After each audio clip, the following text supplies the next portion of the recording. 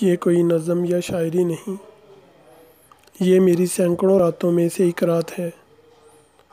مختصر کہوں تو اتنا ہی ہے کہ میرا جرم، میرا گناہ ایک سبب ہے کہ کھو دوں ہر اس شخص کو جسے میں انتہا کی حد سے گزر کے چاہتا ہوں، کہ اسے کہوں مجھے کبھی تنہا مت چھوڑنا۔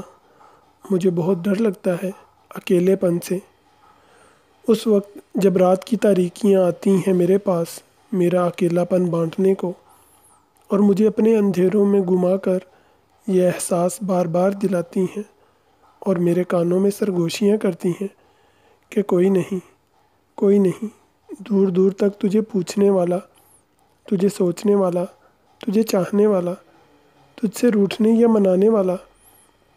تب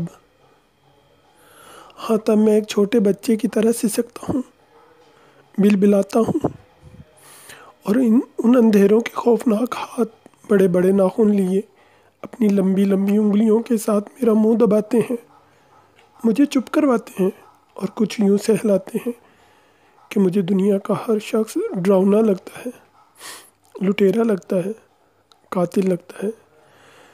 ایسا لگتا ہے کہ وہ لوٹ پہ لوٹ اور قتل پر قتل کیے جا رہے ہیں اور میں ان کی سزائیں چپ چاپ پوری خاموشی کے ساتھ کاٹے جا رہا ہوں۔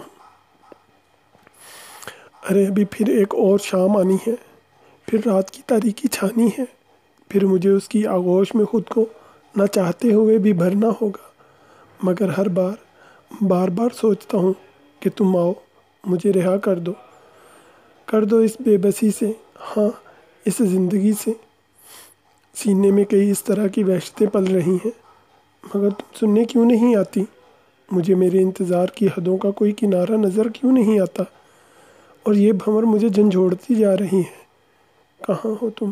آ جاؤ، کوئی سننے والا نہیں کہ میں کس قدر وحشت زدہ ہوں۔